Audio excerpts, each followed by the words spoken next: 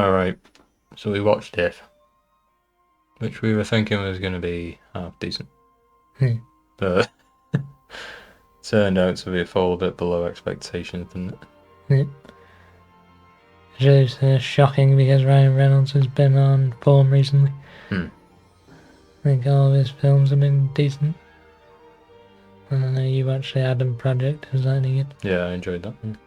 You didn't watch something with a rocket in. What was that? It was like Red something. Yeah. Red Nose? Yeah, didn't watch that, but apparently it's like alright. Yeah. Obviously, you got that. That's that one with Jodie Comer. Yeah, So cool. Fall Guy. No, not Fall Guy. Free Guy. Free guy. But yeah, he's been on form, like you say, and I was expecting good things here, but no. What do you think the main issues with it were? Well, the whole premise of the ifs was basically the main issue Hmm. because they just weren't rewarding. Like when you found out something extra about the if, like what was happening with them, it wasn't rewarding to find that out. Yeah. We're not gonna spoil it, obviously, but it's just underwhelming when stuff happens. Like later on in the film, when something happens, it's just really underwhelming. Yeah. Like they should add more build up and more payoff. And then maybe the film would have been good, but it just had a tiny build up and then literally no payoff. So. Yeah. Yeah. And then alongside that as well, like it was trying to be like an emotional sort of movie, wasn't it? But it just never quite hit that mark. It was just bland. Yeah. Yeah, like after coming off Ordinary Angels, it was really emotional. Like a family story. And then that tried to be emotional and it just didn't come anywhere close to that, did it? No. What about some of the darker themes in it as well? Like it starts off with the kid's mum dying and just a montage and it goes on for ages. It's really morbid. Hmm. Like she's all happy, like playing with her child, making memories, and then like you see her in like a hospital bed and like her hairs come out. Like she's clearly got cancer or something. Yeah. Messed up. It's just morbid. And Yeah. then even worse, her dad has some illness. I think it's like a heart disease or he needs some like bypass or something. It doesn't go into it, but No. I think he's got some illness. That's why this girl who's the lead, she sees these ifs because, apparently you only see ifs when you need them. So as soon as you don't need an if anymore, then they vanish. You can't see them. But that's a bit she thinks she's like, she says to her dad, like, oh yeah, I'm 10 or 12 or whatever. So, stop treating me like a kid. But obviously she is still a child, isn't she? And she needs these ifs in her life, basically. Yeah, especially because her mum died and now her dad's possibly gonna die. So they're going to, like, support her emotionally, basically. Yeah. That coping mechanism. Yeah. Yeah, what do you think about the acting in general? Like, Yeah, wasted Ryan Reynolds' potential, didn't they? yeah. He's supposed to be funny, and he doesn't really get much room to like be funny. And we've seen him do like good acting as well. Buried? Yeah. Is that right? Yeah. And I can't think of the film he's done. I distinctly remember him doing something good, like a serious role, and he was good in it. What was that one we were watching on TV? And he was like an agent, CIA agent or something. And he was in like a sports arena. Yeah. That seemed like a serious film. Don't know, put it up on IMDb. It had like Denzel Washington in it, or Morgan Freeman. Yeah. Don't know. Can't remember. Anyway, yeah, he's done serious things and comedy things, but it's like an in-between performance, and Yeah, he put like a couple of different things in there, didn't he, trying to be funny with his like mannerisms and all that. But and his character is really boring, like jaded character. Like he'd been doing this if thing for like ages, so he's got sick of it because it doesn't work anymore. yeah. So he's like a jaded guy.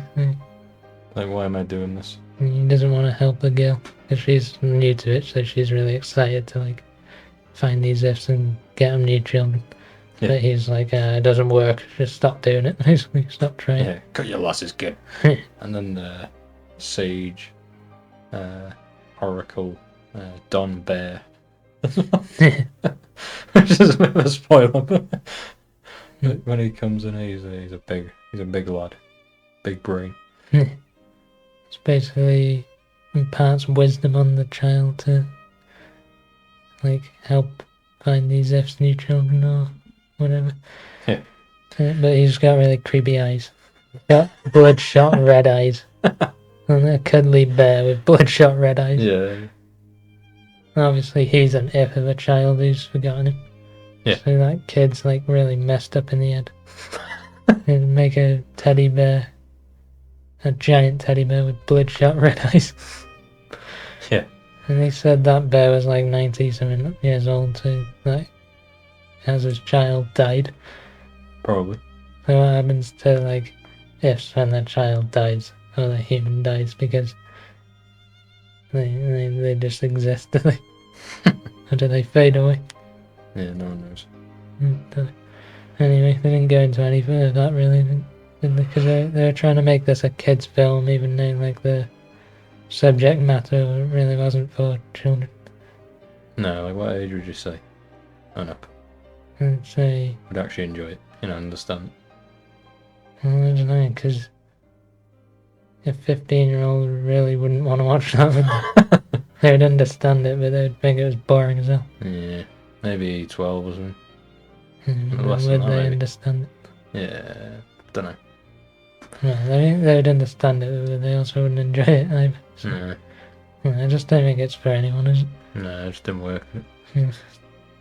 Obviously, it's definitely not for the adults, because it's so bad. Yeah. So boring. It's not even bad, it's just nothing happens. Yeah, what about a couple of just the themes of like, preserving childhood innocence and all Yeah.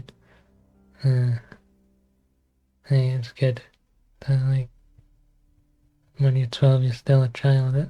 Like, society is making it so, like, the younger you are, the more mature you are now, isn't it? that? Yeah. You can make your own decisions and all that when that just isn't the case. And then the whole family element as well in the movie.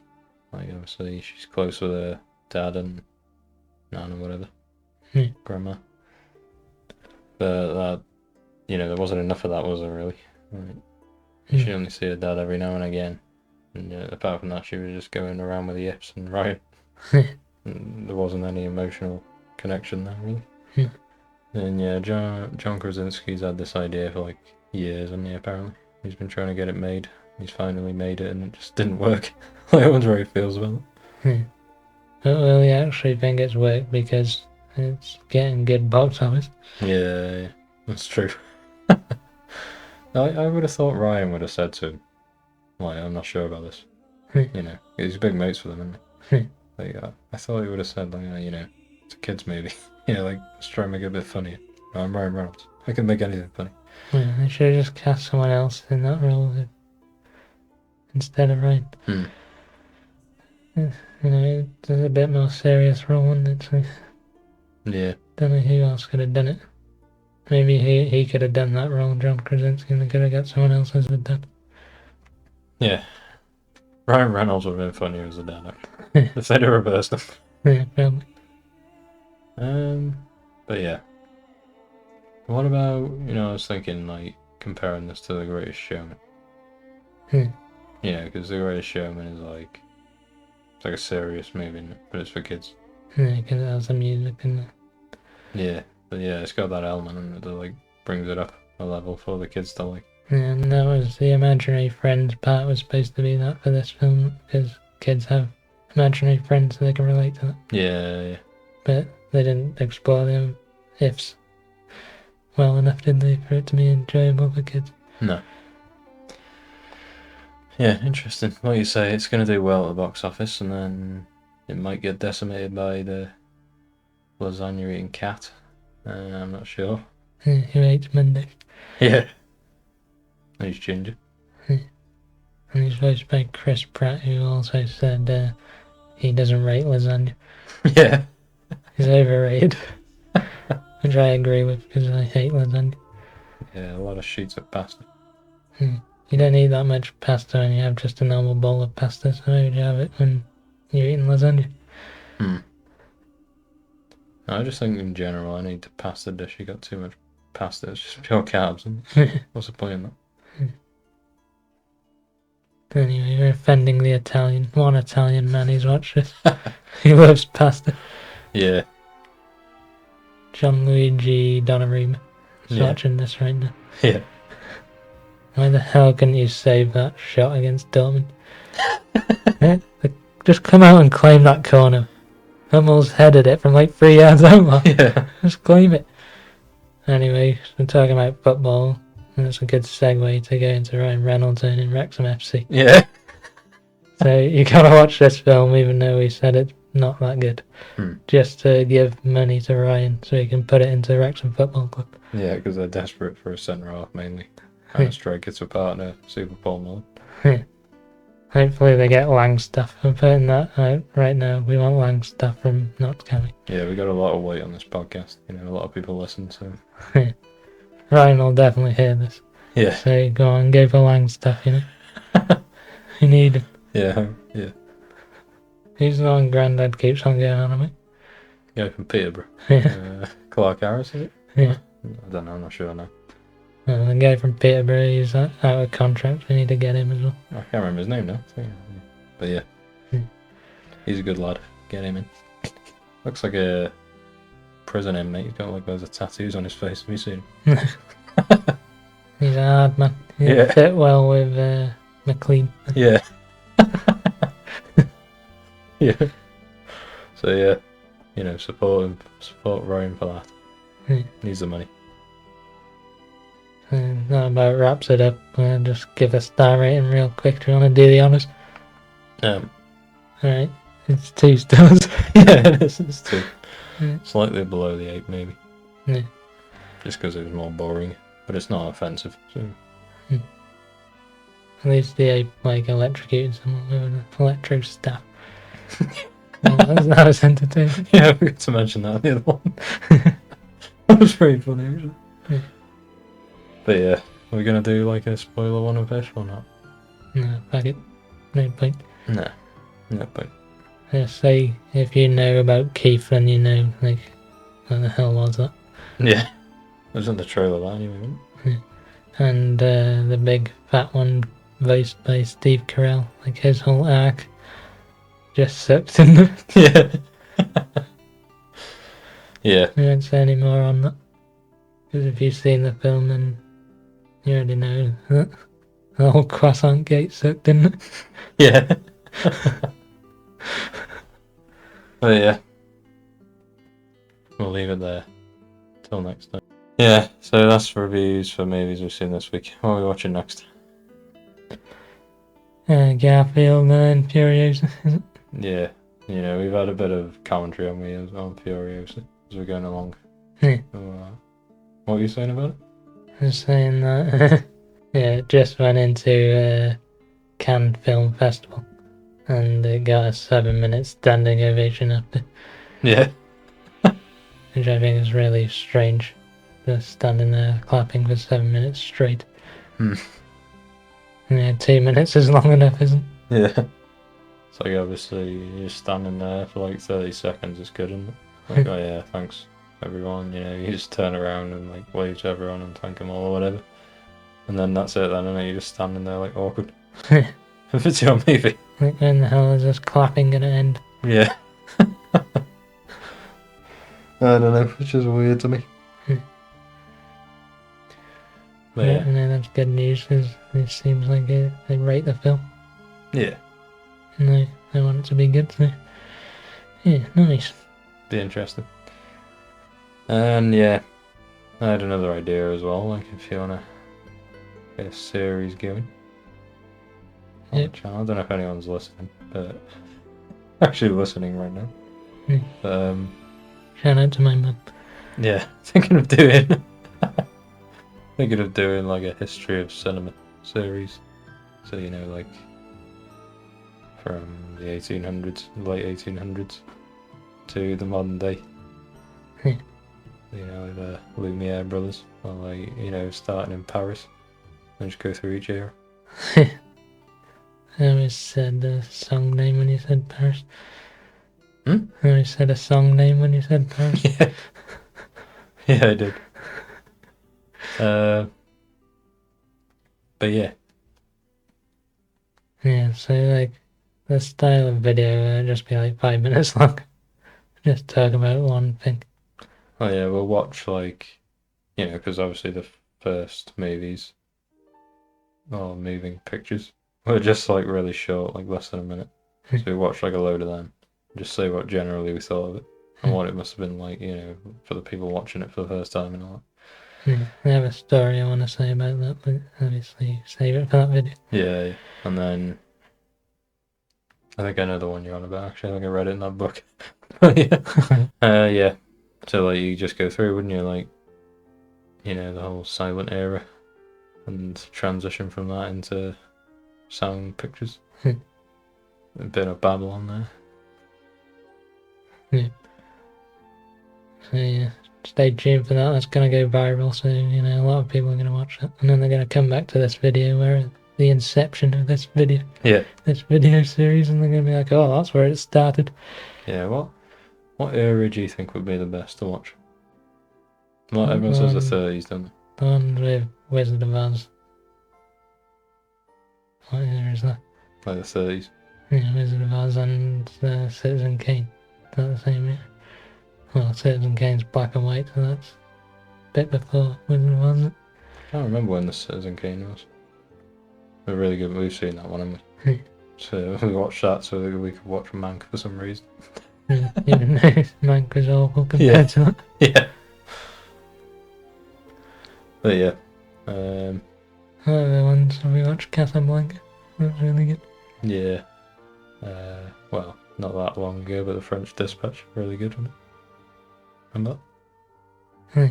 Watched it in COVID, during COVID. He was like an investigator. Okay. Yeah, really good one. Yeah, that was good. But yeah, you know, we haven't really seen much, have we, throughout film history. So Hmm. obviously the last few years we've seen everything, but I'm gonna go into like Japanese ones because I've bought a load of Japanese DVDs but I haven't watched yet. Like the Ring and Battle Royale and a few other old Japanese ones that we haven't seen yet. yeah. And they're apparently really good. Train to Busan as well. Hmm. Supposed to be good. So yeah, we'll just watch. We can split it up however we want, really.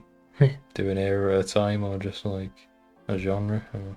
I think the Japanese films are like kind of recent era.